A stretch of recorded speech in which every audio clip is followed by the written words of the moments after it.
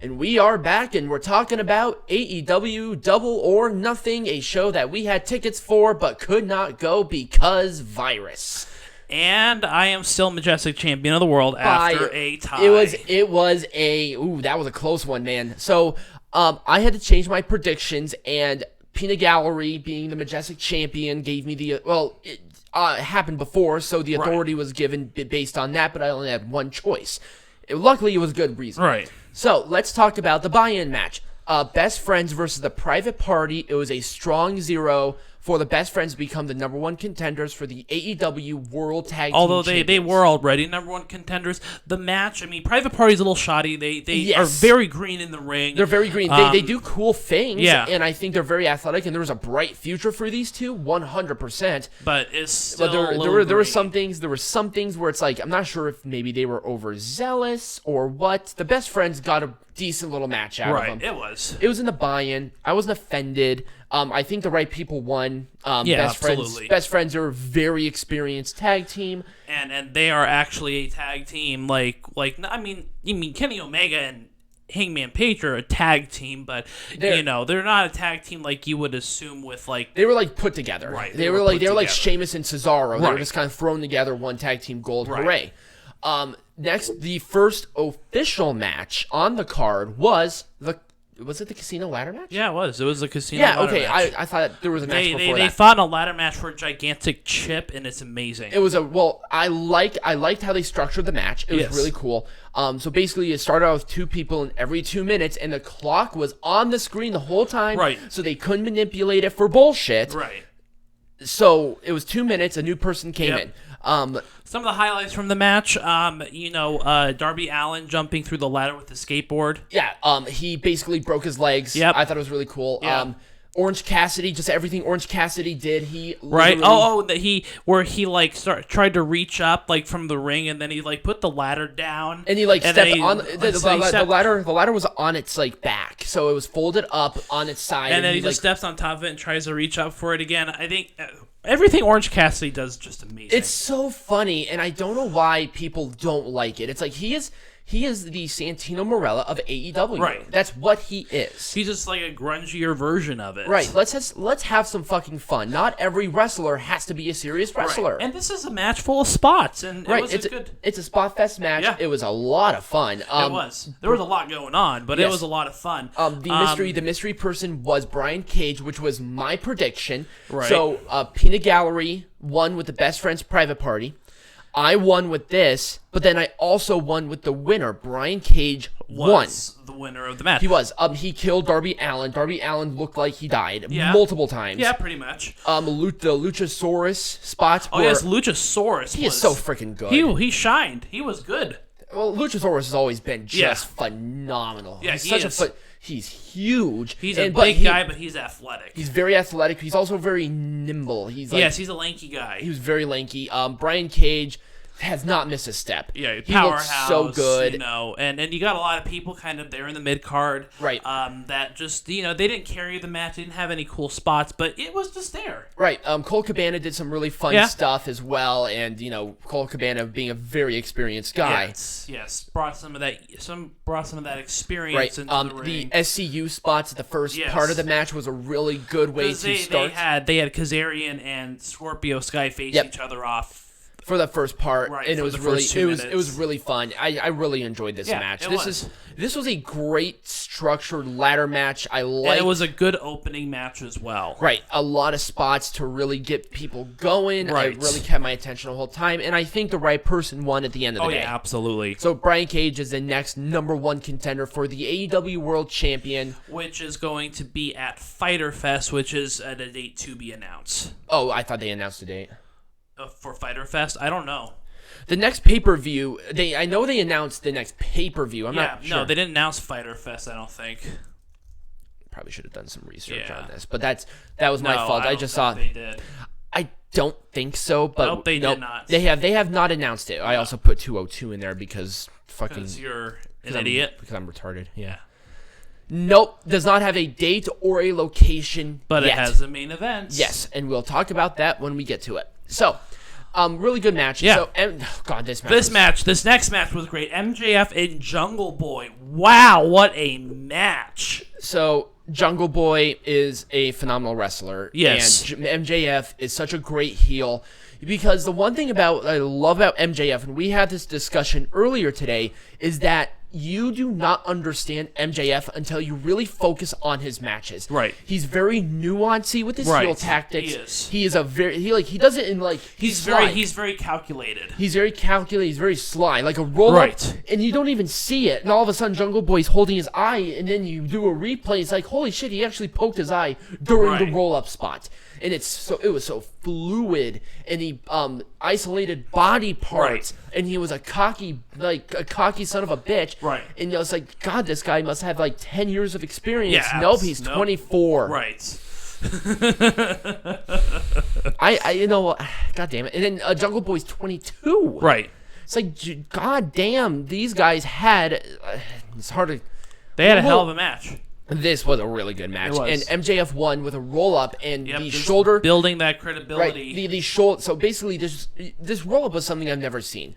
MJF worked on the arm because Salt of the Earth is a modified Fujiwara armbar, right?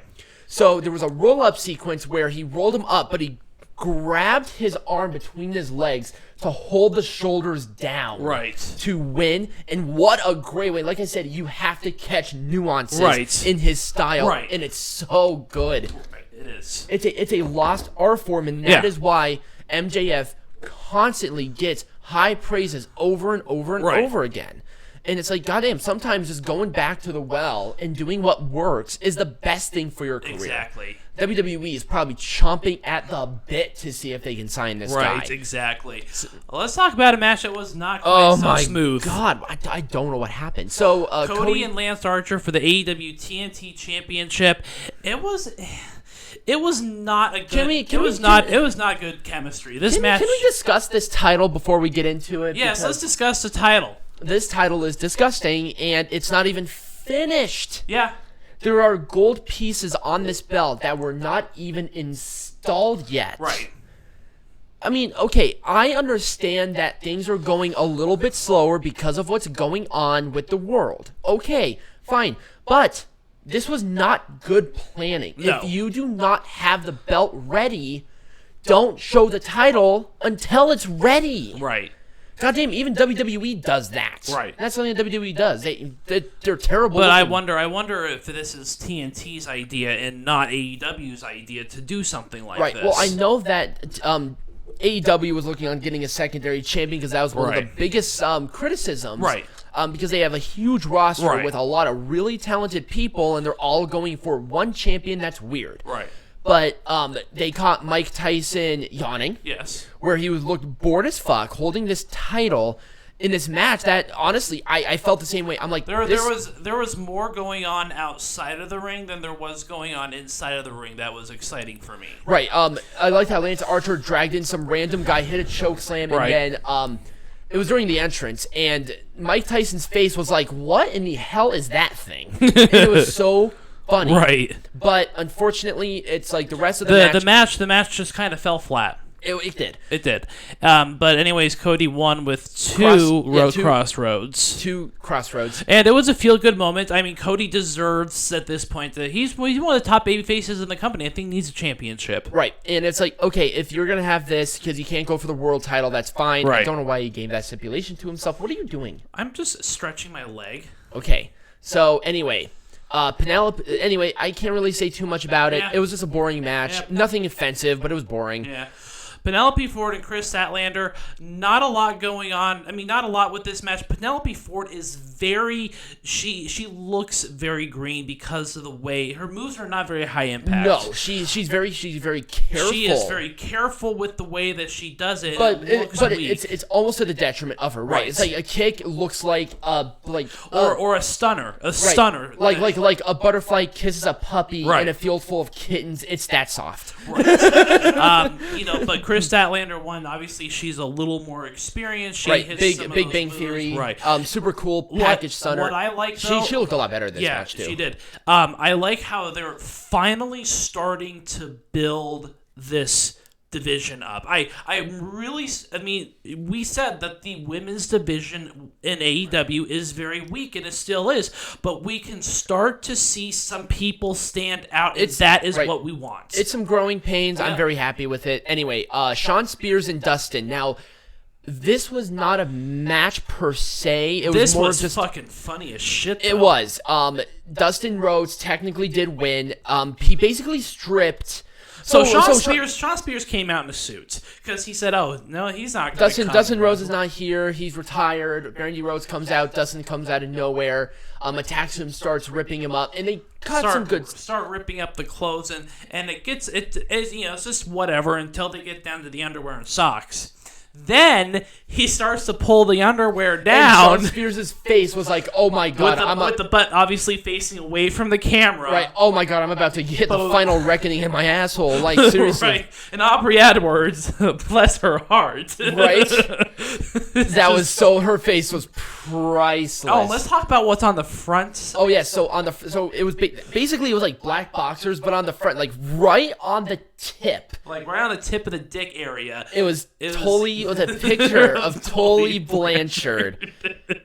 Tessa Blanchard needs to have a phone call with him and explain the relationship that these two have, because that was uncomfortable. That was actually pretty funny. But anyway, Dustin, for the sake of it, it was a final reckoning for the win. Dustin Rhodes looks good. Shawn Spears, not buried at all.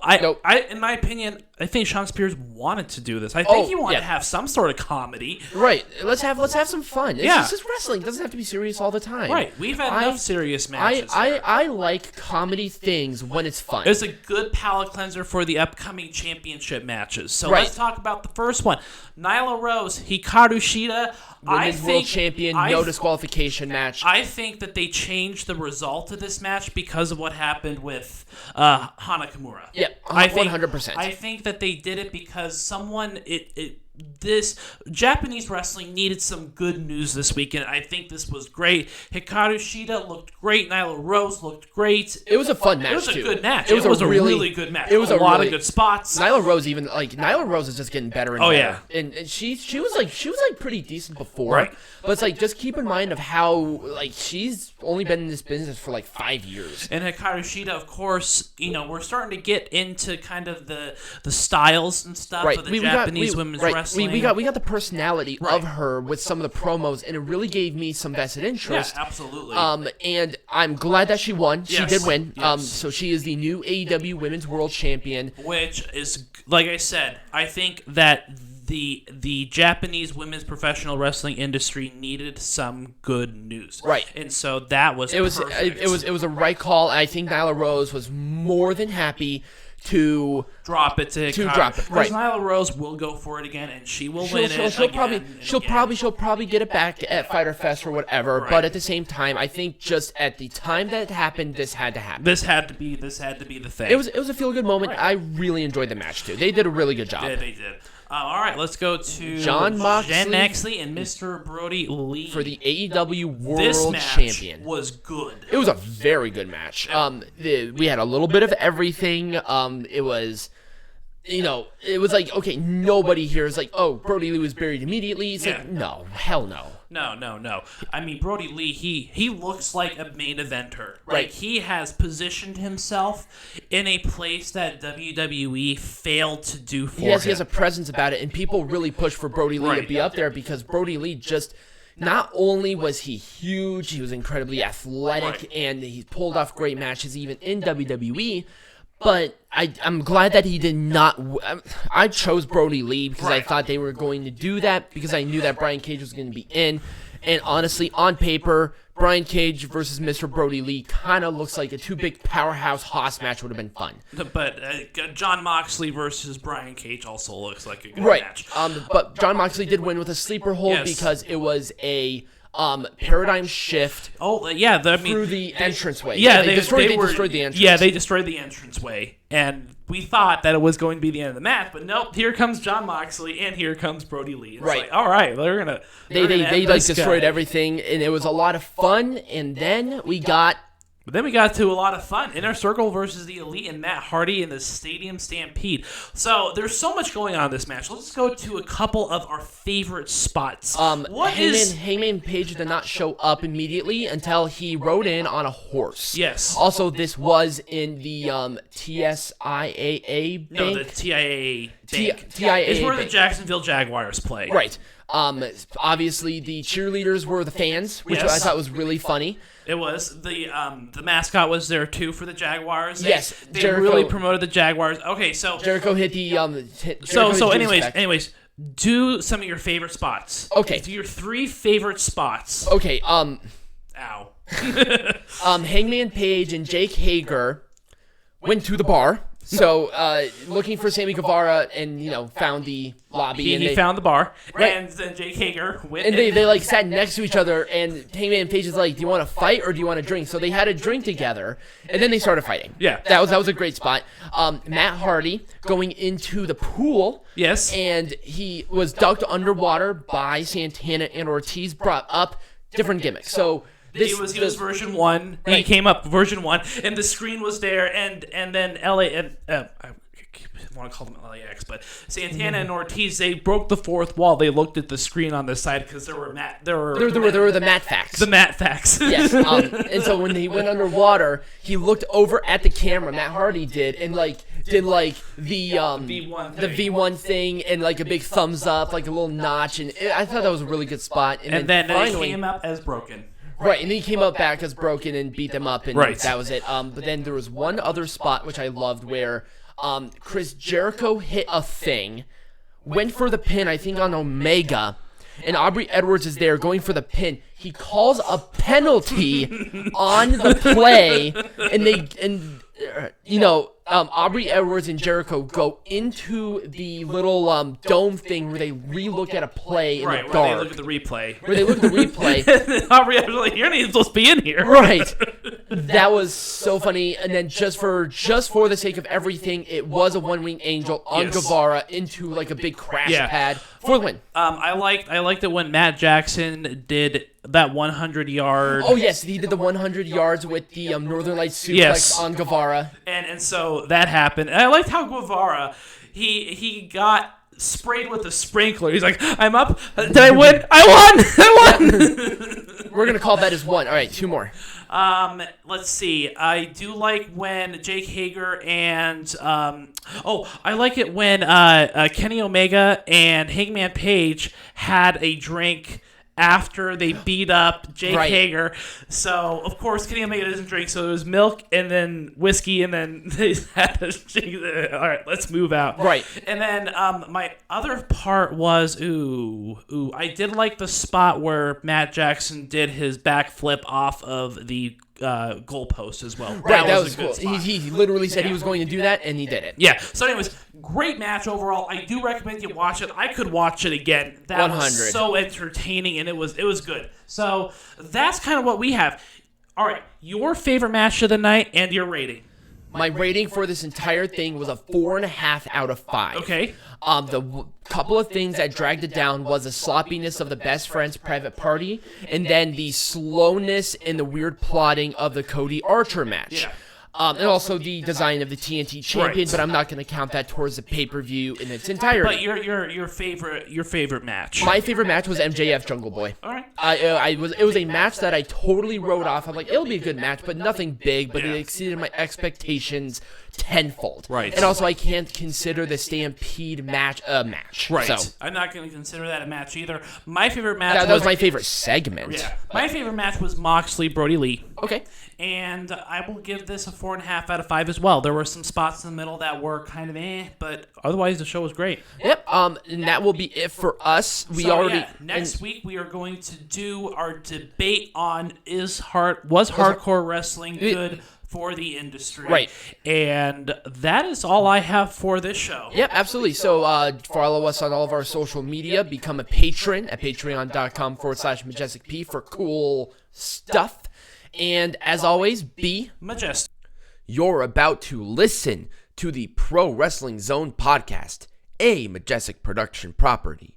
one of the quickest rising professional wrestling podcasts on the market today, and the most entertaining podcast in the history of existence. Please note, before diving into the show, that this is for entertainment purposes only, so myself and Peanut Gallery engage in exaggerations, dirty or offensive jokes, and satirical comments. If you are a triggered little snowflake who gets professionally offended, this is not the podcast for you. If you do enjoy our work, we ask that you contribute to our Patreon page at patreon.com/MajesticP. Contributors get access to the Discord, vote on what topic we cover, and enjoy exclusive content such as pay-per-view watch parties. Here's a sample of that from NXT TakeOver Portland. What about the other company that Bobby Fish and Kyle O'Reilly went from? Oh, ROH? The one that they were signed exclusively to. Oh, Ring of Honor? Oh, no. Oh, that's going to be a lot of fun. Oh, my God. I felt that in my hand. If this is something you believe you would enjoy, visit our Patreon at patreon.com/MajesticP and become a patron. This ensures that we continue to entertain you for years to come.